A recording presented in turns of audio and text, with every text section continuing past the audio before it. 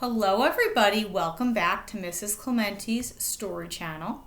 I cannot believe that we are in the last 2 weeks of school. I think this time has flown by so fast. We have been working on fairy tales the last few weeks, and we are going to continue that for the last 2 weeks of school. This week I'm going to be doing an adapted fairy tale, so I'm not going to be reading Sleeping Beauty. I am going to be reading Snoring Beauty. And as you can see, there is a dragon. So for Sleeping Beauty, the fairies came and they gave magical gifts to the princess. That happens in this story too, but the mean fairy that came, instead of just saying that she's going to die on her 16th birthday when she pricks her finger, she actually on her 16th birthday in this story, she's going to turn into a dragon and die. So let's see exactly what happens in Snoring Beauty. It's kind of a funny version of Sleeping Beauty. So I hope you enjoy it. Okay, here we go. Snoring Beauty. Okay, so we have a little frog guy here in a cape. So let's see what happens with him. Some of the magical fairies. Let me turn this a little bit. That we will see in our story. There we go, that's better.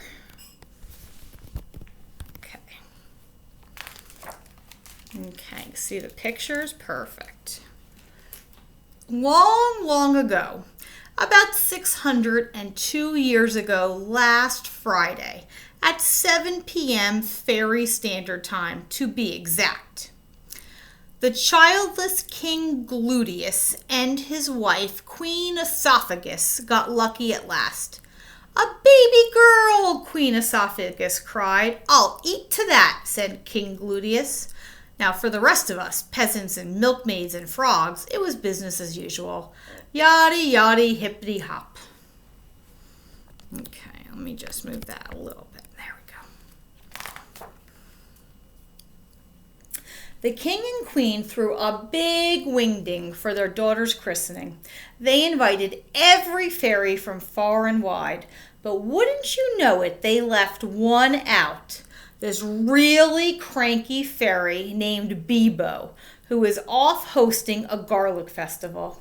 On christening day, the baby girl was named Princess Drachmina Lofresca Malvolino Margarine, the poor little tadpole.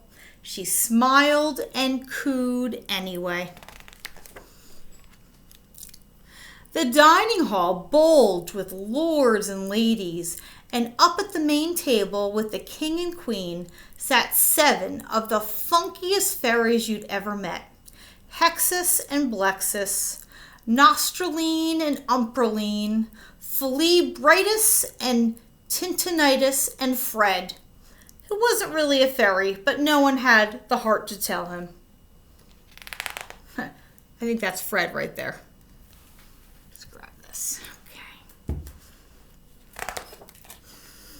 Just as they began a round of rude fairy songs, the king clapped his hands.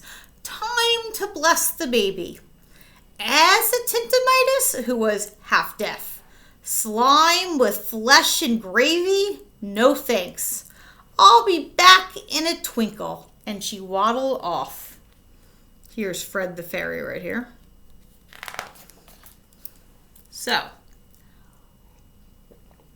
one by one, the fairies shuffled past to bless Princess Drachmina Lofresca Malvolino Margarine, Marge for short. "She will be the most beauteous maiden in the land," said Hexus. "She will be the wittiest," said Blexus. And on, the best dancer, blah, blah, blah. The best singer, blah, blah, blah. The nicest penmanship, blah, blah, blah. Yaddy, yaddy, hippity hop. Until, bam! The door blew open. There stood Bebo the fairy. She looked like trouble, and she smelled like garlic. "So sorry I'm late," she snarled sweetly. The carrier pigeon must have eaten my invitation. She stuck her big bazoo into the crib and barked, "When this babe turns 16, she will be run over by a pie wagon and die." Titanitis returned just at that moment. What's that? She'll turn into a dragon and fly? Die, snapped Bebo. Spy? Asked Titanitis. Die, shouted the garlicky one. Oh my, said Titanitis. With a grumble and a growl, Bebo blasted off. Titanitis turned to King Gluteus and Queen Esophagus. She could not undo Bebo's gift, but she could bamboozle it. My blessing is that, instead of turning into a dead dragon, but Bebo said, the king began, your daughter will become a sleeping dragon, Titanitis continued, and one day she'll be awakened by, a prince, the queen asked hopefully. A quince, said the fairy. Good idea. And foof, she was off. Quince. First thing, the next day, King Gluteus banned all pie wagons from the kingdom. In fact, he banned all pies, even mud pies. That should stop the curse, said the king. Let them eat cake, sang Queen Esophagus. Years hopped along like a toad with arthritis. Princess Marge blossomed and grew, and as she grew, she became kind and beautiful, sweet and clever. As the fairies promised, Marge could sing like a nightingale, dance like sunlight on the water, sew a wedding dress blindfolded, and make a chocolate cake from dirt and rocks, build a house in a single day, yada yada hippity hop. The fairies forgot just one thing. She was too perfect. Nobody wanted to play with a girl who could do everything twice as well as they could. So Princess Marge was lonely. The day the princess turned 16, an old lady in a wagon rolled up to the castle. Let me in, she pleaded. I bring a yummy mummy treat for the princess. The young guard spied a wagon load of pastries round as wheel. A sweet smell made his belly rumble. Yummy, nummy indeed. After so many years, he did not know a pie from a pollywog. The guard opened the gates. The wagon trundled inside. And at that very moment, what are the odds, I ask you, Marge was crossing the road to the cake shop. The street was steep. The wagon wobbled, and before you knew it, the pie wagon swerved and crunched over her foot. Yow! Cried Prince Marge, and just as Titanitis foretold, a la bam! Marge turned into a dragon, and a la beep! She fell deeply asleep. Oh my goodness, look at that dragon. Now, legend says that the whole castle conked out too. Yeah, right. Here's what really happened.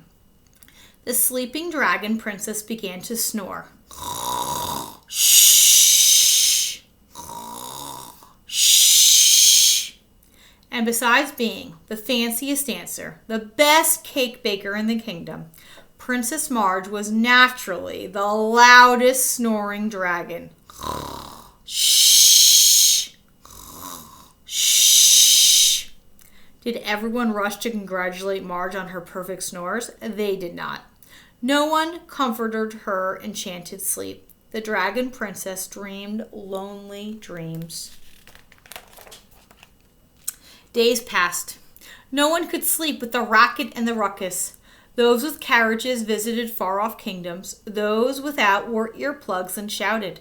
The king did what kings always do. He made a proclamation. So it says, King Gluteus wants you to break the curse and waken his sleeping daughter with a quince. Use of quince to be determined by the applicant. Reward. half the kingdom, the princess's hand in marriage, and a set of elf-made garden furniture. Employees of the castle are not eligible. If the princess awakens but remains a dragon, tough luck. You will still have to marry her. Offer not valid in the kingdoms of Smorg, Spiffle, and Quag. Void were prohibited. Men came to test their luck. With brass and bluster and bright ideas, they tried to awaken the dragon princess. One spooned quince curry between her lips. Marge snored on. One tickled her with the leaves of a quince tree. Spaha-ha, spaha-ha, spaha-ha, spaha-hoo. Marge snored on. One pelted her with ripe quinces. Close, but no cigar. Marge snored on. Months passed. Suitors came, suitors went.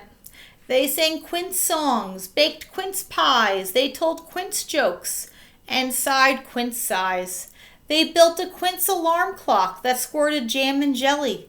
They made a quince-filled rubber ball to bounce upon her belly.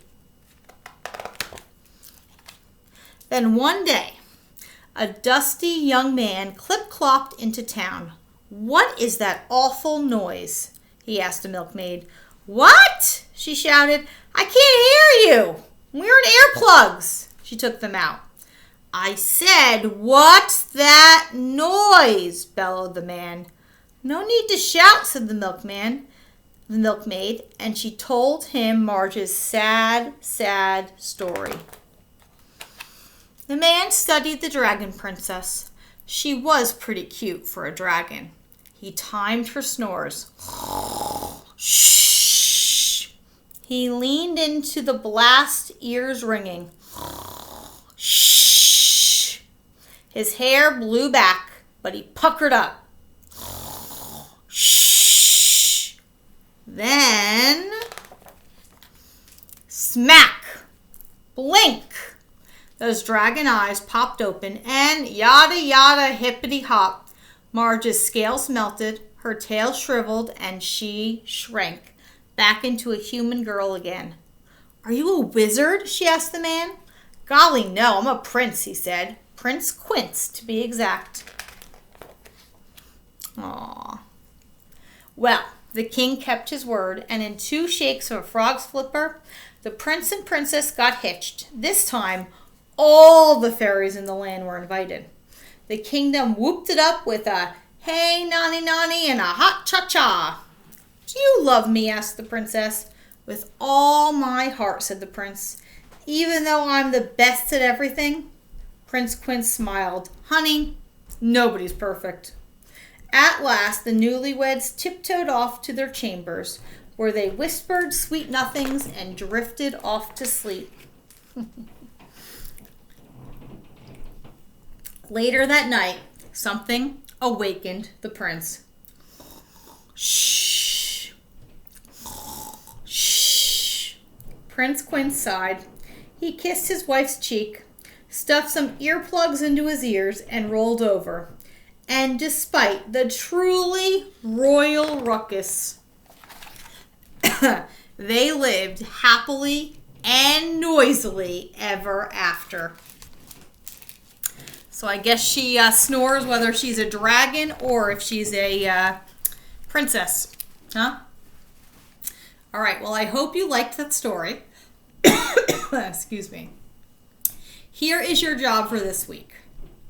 I think that the cover looks very nice. It's called Snoring Beauty with a picture of the dragon's head. And actually, if you open it, you can actually see more of the dragon, the whole body. I want you to redesign the cover and the title. So you see, you heard the story. You heard about a dragon and she snored and all those things. I want you to come up with a different title for the same story and a different picture. So your assignment this week is just on a piece of paper to draw me a picture that would represent this story. Cannot be her. Just her head, though, because that's what the illustrator in the story did. So it has to be a little bit different. And you cannot call it Snoring Beauty. You have to call it something different. So it's up to you what you want to call it, but it cannot be Snoring Beauty. Change the title. And then please email me the new title and the new picture to my email so I could see what your new cover would look like, okay? Have a wonderful week, and I will see you soon. Bye, everybody.